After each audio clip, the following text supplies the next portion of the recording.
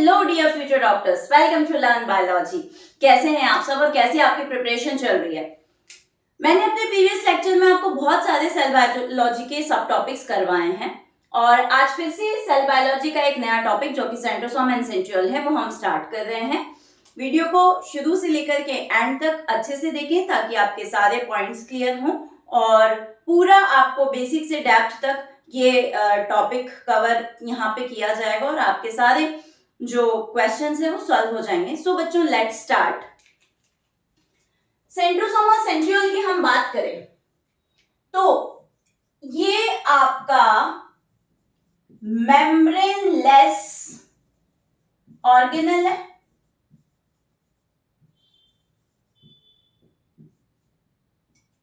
Absent in higher plants.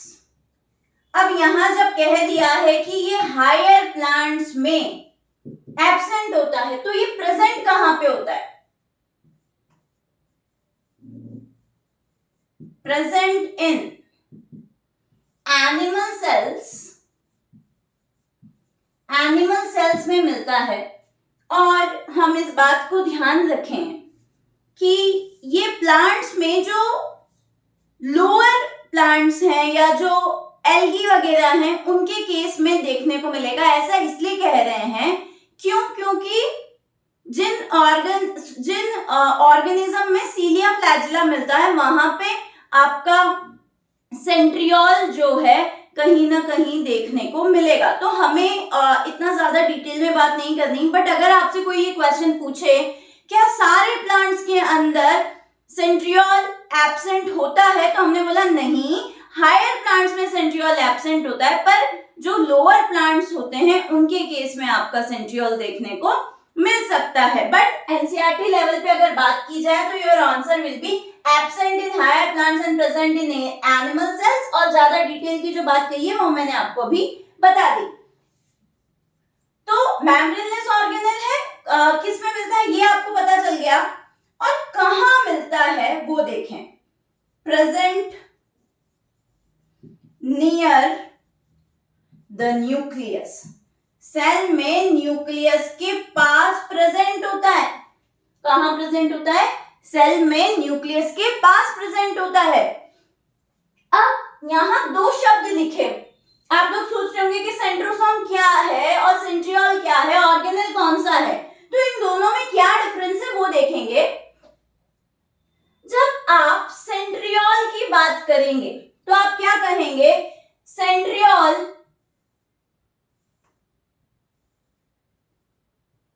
Drumstick type elongated structure होती है।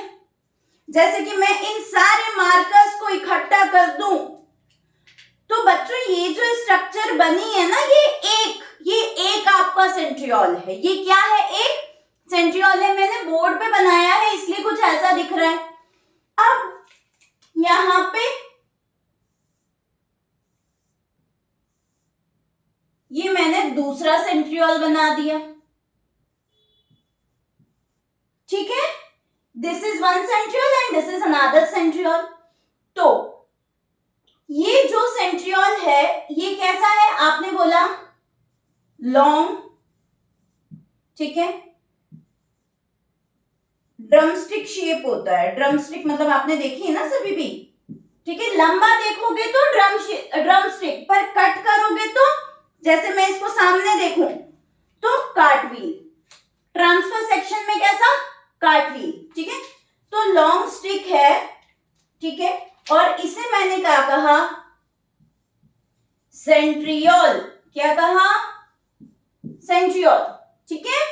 अब ये एक सेंट्रियोल है, वैसे ये दोनों ही क्या है? ये भी सेंट्रियोल है और ये भी सेंट्रियोल है, और इन दोनों को मिलाकर के अगर आपसे पूछा जाए तो ये दोनों आपस में क्या है? ये दोनों को मिलाकर के डिप्लोसोम भी कहते हैं। क्या कहते हैं? डिप्लोसोम, ठीक है? अब बच्चों ये जो दोनों सेंट्रियोल है, ठीक है, दे आर कवर्ड बाय, या centriole is covered by pericentriolar amorphous material, ठीक है? वर्ड होता है, इट इज, ये दोनों को मिलाकर के मैंने कहा था यहाँ पे, तो ये रेड वाला हटा देती हूँ ताकि आपको कंफ्यूजन ना हो। आप सिर्फ इतना ध्यान रखें कि ये दोनों स्ट्रक्चर, ठीक है, these two structure all together, both together known as डिप्लोसोम। अब इसके सराउंडिंग में ऐसे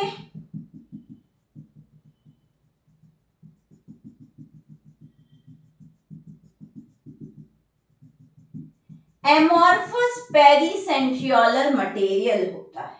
क्या है? एमॉर्फस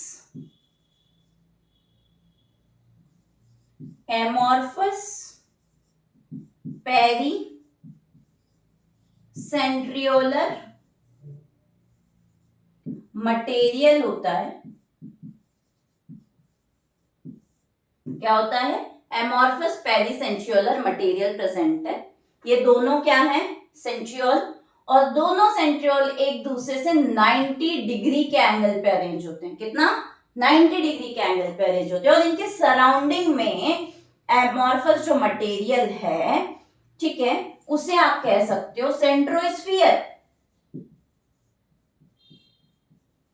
क्या कह सकते हो? सेंट्रोस्फीयर। ठीक है, मींस ऐसा सब्सटेंस सेंट्रियोल के सराउंडिंग में जो स्फीयर टाइप बन गया, सेंट्रोस्फीयर। और सेंट्रियोल या डिप्लोसोम या सेंट्रोस्फीयर को मिलाकर के आपने क्या कह दिया? सेंट्रोसोम। क्या कह दिया? सेंट्रोसोम। आई होप इतनी बात समझ में आती है। क्या कहा? जब भी आप सेंट्रियोल की बात करते हैं, बोला एलोंगेटेड ऐसे ड्रमस्टिक जैसा दिखाई देने वाला स्ट्रक्चर है जो अपने ट्रांसफर सेक्शन में कार्टव्हील दिखाई देता है। कैसा दिखाई देता है? कार्टव्हील शेप दिखाई देता है। और एक सेंट्रोसोम के अंदर दो सेंट्रियोल होते हैं जो एक दूसरे से 90 डिग्री के एंगल पे अरेंज होते हैं। सेंट्रियोल के सराउंडिंग में डेंस एमॉर्फस पेरीसेंट्रियोलर मटेरियल होता है। डेंस एमॉर्फस पेरीसेंट्रियोलर प्रेजेंट है, एमॉर्फस पेरीसेंट्रियोलर मटेरियल प्रेजेंट है, जिसे सेंट्रोस्फीयर कहा, और दोनों मिलाकर के आपने उसे क्या कह दिया? सेंट्रोसोम। क्या कह दिया? सेंट्रोसोम। तो आई होप मेरे बच्चों को ये बात यहां तक क्लियर होती है। अब जब भी आप सेंट्रियोल की स्ट्रक्चर की बात करते हैं तो आप बोलेंगे centriole in its transfer section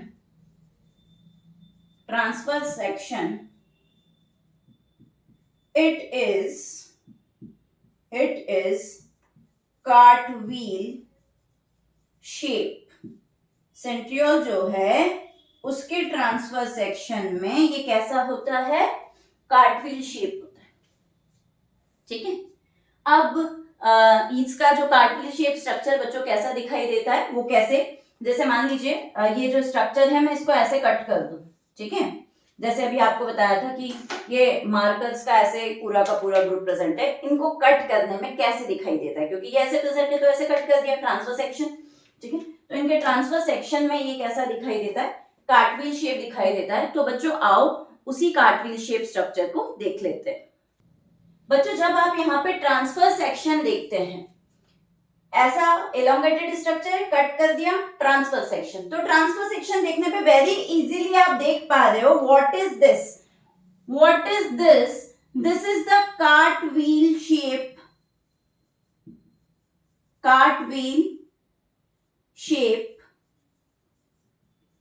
of centriole in transverse section.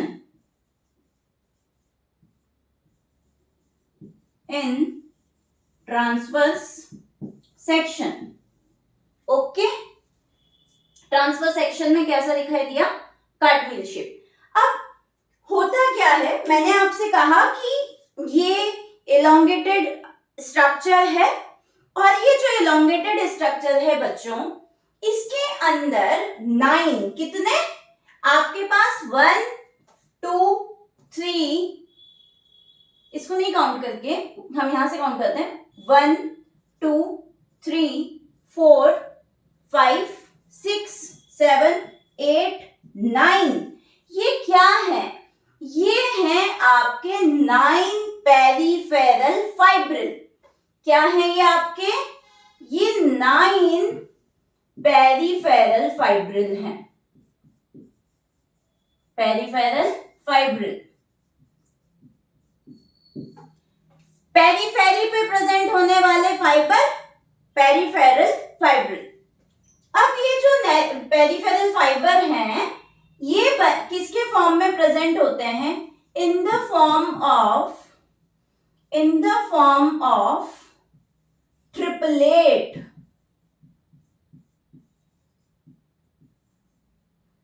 In the form of triplet. अब आप देख पा रहे हो मैंने मार्क किया ऐसा, पूरे को मिलाकर के मैंने कह दिया 9 पेरिफेरल फाइब्रिल, और ये 9 पेरिफेरल फाइब्रिल के अंदर एक को आप देखोगे तो उनके अंदर क्या प्रेजेंट है? ये 3 सब फाइब्रिल हैं in the form of triplet. Means each peripheral fibril is made up of 3 सब फाइब्रिल। और 3 सब फाइब्रिल कौन कौन से हैं? A, B, C। 3 सब फाइब्रिल कौन से? A, B, C। आप देख सकते हैं सब 9 में A, B, C मैंने लिखा है वहां पे। ओके, तो एक सेंट्रियोल का ट्रांसफर सेक्शन देखने पे आपको क्या दिखाई देते हैं? बोला 9 पेरिफेरल फाइब्रिल दिखाई देते हैं। एक फाइब्रिल जो है वो किससे मिलकर किसके फॉर्म में होता है? ट्रिपलेट के फॉर्म में होता है। और वो जो ट्रिपलेट है वो ट्रिपलेट क्या है? ABC 3 सब फाइब्रिल का बना हुआ है। बेटा अब एक सब फाइब्रिल के अंदर, ये एनसीईआरटी में इस तरह से नहीं दिया हुआ है, फिर रुक करके बात करते हैं। अभी आगे देखो, अब ये तो हो गया कि पेरीफेरी में क्या प्रेजेंट है? ट्रिपलेट्स प्रेजेंट है। सेंटर में क्या होता है बच्चों? सेंटर में प्रोटीनेशियस हब होता है। क्या होता है? Proteinaceous hub. ध्यान से सुनेंगे बच्चे, लाइन है एनसीईआरटी की कि proximal part of the centriole. क्या? Proximal part of the centriole. जैसे अगर ये सेंट्रियोल है तो इसका प्रॉक्सिमल पार्ट जहां से ओरिजिनेशन होता है उस रीजन को आप प्रॉक्सिमल कहते हैं। तो that proximal part contain a dense proteinaceous structure and that central proteinaceous structure is known as proteinaceous hub। क्या कहा जाता है उसको? प्रोटीनेशियस हब कहा जाता है। क्या कहा जाता है? Proteinaceous hub. तो सेंट्रियोल का जो प्रॉक्सिमल रीजन है उस प्रॉक्सिमल रीजन में सेंट्रियोल के सेंटर में, ठीक है, क्या प्रेजेंट है? प्रोटीनेशियस स्ट्रक्चर प्रेजेंट है, डेंस प्रोटीन्स प्रेजेंट है, ठीक है, उसे कहा गया प्रोटीनेशियस हब। इस रीजन में कोई फाइबर नहीं है। जैसे यहां मैंने कहा कि 9 पेरिफेरल फाइब्रिल है in the form of triplet. Each peripheral fibril is made up of 3 सब फाइब्रिल। और केमिकल नेचर की बात की जाए तो दीज सब fibrils are made up of microtubules. Microtubules, या आपको बोलना चाहिए made up of tubulin protein. NCERT ने माइक्रोट्यूब्यूल ना कह के सिर्फ क्या कहा है? ट्यूबुलिन प्रोटीन के। तो इन शॉर्ट आपसे पूछा जाए कि पेरिफेरल फाइब्रिल किसके बने हुए हैं तो हमारा आंसर होना चाहिए ट्यूबुलिन प्रोटीन के। पेरिफेरल फाइबर किसके बने होते हैं? ट्यूबुलिन प्रोटीन के बने होते हैं, ठीक है। तो उस तरह का ट्यूब्यूल्स बेटा यहाँ पे सेंटर में नहीं है, ठीक है। इसीलिए सेंट्रियोल का जो अरेंजमेंट है वो कहा जाता है 9+0। सेंट्रियोल का अरेंजमेंट कैसा कहा जाता है? 9+0। Why it is 9+0? Because periphery पे 9 है और सेंटर में कोई माइक्रोट्यूब्यूल नहीं है, कोई सब फाइब्रिल नहीं है, इसलिए उसे क्या कहा गया बच्चों? 9+0। तो ये प्रोटीनेशियस हब वाली बात समझ में आती है। अब इस प्रोटीनेशियस हब से कुछ रेडियल स्ट्रक्चर, ऐसी रेडियल स्ट्रक्चर ओरिजिनेट होती है जिसे आप कहते हैं रेडियल स्पोक। क्या कहते हैं? Radial spoke. यहां से ऐसे रेडिएटिंग स्ट्रक्चर ओरिजिनेट होती है, उसे कहा जाता है radial spoke, and it is also made up of protein. ये किससे बना हुआ है? Made of protein. ठीक है, इतनी बात समझ में आती है। और बाकी ये जो ग्रीन मैंने ड्रॉ किया है सराउंडिंग में, ये क्या है बच्चों? सराउंडिंग में it is pericentriolar material, pericentriolar material. ठीक है, इसी पेरीसेंट्रियोलर मटेरियल को आप सेंट्रोस्फीयर कहते हैं, काइनेटोसोम कहते हैं। ठीक है, क्या कहते हैं? सेंट्रोस्फीयर या काइनेटोसोम कहते हैं।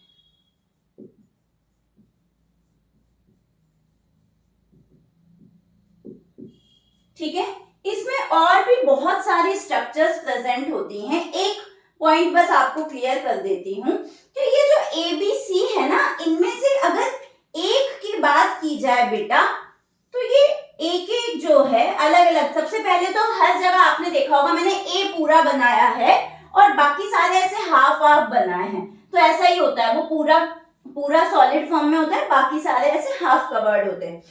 आपको ये ध्यान रखना है, ए जो होता है वो 13 प्रोटोफिलामेंट का बना होता है और बाकी दोनों जो होते हैं वो 11 के बने होते हैं। ए किससे मिलके बना होता है? 13 प्रोटोफिलामेंट का, और 9 जो बी और सी है वो 11 प्रोटोफिलामेंट के। आप इस पॉइंट को ना भी याद रखें तो चलेगा, बट इधर जो बताया है वो सारा याद रखना है। ठीक है, अब बात कर लेते हैं बेटा जी फंक्शन ऑफ सेंट्रियोल। सेंट्रियोल का क्या क्या काम है देखेंगे जरा। सबसे पहले तो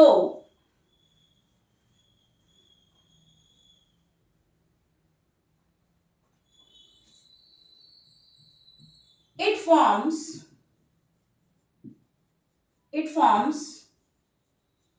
बेसल बॉडी। क्या बनाता है ये? Basal body. सेंट्रियोल क्या करता है? बेसल बॉडी बनाता है। ठीक है, और फिर बेसल बॉडी बाद में सीलिया फ्लैजेला बनाती है। यहां पे देखेंगे बच्चे, मान लीजिए ये सेल है, ठीक है, यहां न्यूक्लियस है और अगर यहां सेंट्रियोल है तो ये सेंट्रियोल धीरे धीरे ऐसे यहां पे शिफ्ट होकर के बेसल बॉडी बनाता है। यहां से क्या बनाता है? बेसल बॉडी, और फिर बेसल बॉडी से आगे की तरफ आप सीलिया फ्लैजेला बोलते हो। क्या बोलते हो? Cilia flagella. अभी आपको क्या ध्यान रखना है? It forms basal body. ठीक है, दूसरा पॉइंट बच्चों को क्या याद रखना है? इट फॉर्म्स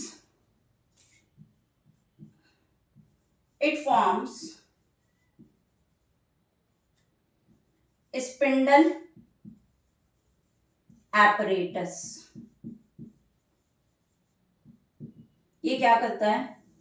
स्पिंडल एपरेटस बनाता है। तो इसको ऐसे ध्यान रखें, स्पिंडल एपरेटस क्या होता है? स्पिंडल का मतलब क्या होता है? ऐसी स्ट्रक्चर जिसके दोनों एंड टैपर्ड हो और बीच से कैसा हो? ब्रॉड हो। दोनों एंड कैसे हो? टैपर्ड हो, बीच से ब्रॉड हो। तो ये देखें, मैंने ऐसे हाथ जोड़े, तो ये वाला जो टिप वाला रीजन है ये टैपर्ड है, नीचे वाला रीजन टैपर्ड है, बीच वाला स्ट्रक्चर थोड़ा ब्रॉड है। तो ऐसी जो स्ट्रक्चर बनेगी वो आपकी स्पिंडल एपरेटस होगी। अब बोलोगे स्पिंडल एपरेटस बोलते हो, ये तो बताओ कहाँ होता है, कहाँ होता है, क्या करता है? तो spindle apparatus at the time of cell division बनता है। क्यों बनता है? क्रोमोसोम्स को अरेंज करने के लिए। कहाँ बनता है? सेल के अंदर बनता है, at the time of cell division बनता है। क्यों बनता है? क्रोमोसोम्स को अरेंज करने के लिए। ठीक है, तो आपने कहा है इट फॉर्म्स स्पिंडल एपरेटस। तो स्पिंडल एपरेटस कैसे बनाता है? क्योंकि ये स्पिंडल एपरेटस जो है स्पिंडल फाइबर के बने होते हैं और स्पिंडल फाइबर जो है वो ट्यूबुलिन प्रोटीन के बनते हैं। किसके? ट्यूबुलिन प्रोटीन के। ठीक है, तो अब थोड़ी सी दिमाग में बात क्लियर हो रही होगी कि अगर मैं आपसे कहूं, यहां देखिएगा जरा, मैं ये इरेज कर रही हूं, यहां का आपको शायद सारा पॉइंट क्लियर हो गया होगा।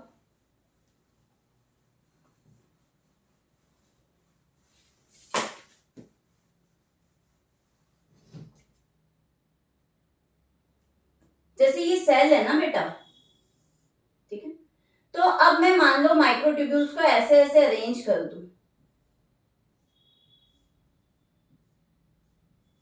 ट्यूबुलिन प्रोटीन को ऐसे अरेंज कर दूं, तो क्या बन जाएगा? Spindle fibre. और ऐसे जो स्पिंडल फाइबर्स बनेंगे वो फिर बाद में क्या बना देंगे? Spindle apparatus. इसलिए लिखा है इट फॉर्म्स स्पिंडल एपरेटस। तो स्पिंडल एपरेटस बना हुआ है स्पिंडल फाइबर का, और स्पिंडल फाइबर किससे मिलके बने हुए हैं? ट्यूबुलिन प्रोटीन के। आई होप ये जो है आपको पॉइंट क्लियर होगा। लास्ट और इंपॉर्टेंट पॉइंट, साइटोकाइनेसिस का मतलब होता है सेल का डिवीजन। तो प्लेन ऑफ डिवीजन, सेल किस प्लेन से डिवाइड करेगी, ठीक है? तो आपका जो सेंट्रोसोम है वो एनिमल सेल के अंदर साइटोकाइनेसिस के समय प्लेन ऑफ डिवीजन को बताता है। क्या बताता है? साइटोकाइनेसिस के समय प्लेन ऑफ डिवीजन को डिसाइड करता है, ठीक है? तो ये सारे फंक्शन एंड स्ट्रक्चर आपको क्लियर हुए होंगे मेरे बच्चों। इसमें और भी बहुत सारी छोटी छोटी स्ट्रक्चर्स हैं, जैसे कि इसका आगे वाला पार्ट एक्स बॉडी कहलाता है, ठीक है, नेक्सिन और डायनिन प्रोटीन्स वगैरह। उतना डेप्थ में हमें जाने की जरूरत नहीं है, हमने काफी अच्छे से इस टॉपिक को कवर किया है। फिर भी अगर मेरे बच्चों को इस टॉपिक में कोई डाउट है तो बच्चों let me know in the comment section, और कोई भी टॉपिक अगर आपको पढ़ना है तो भी आप मुझे कमेंट सेक्शन में बताएं। और अगर ये वीडियो अच्छा लगा है तो hit like, share and subscribe, and thank you so much for watching.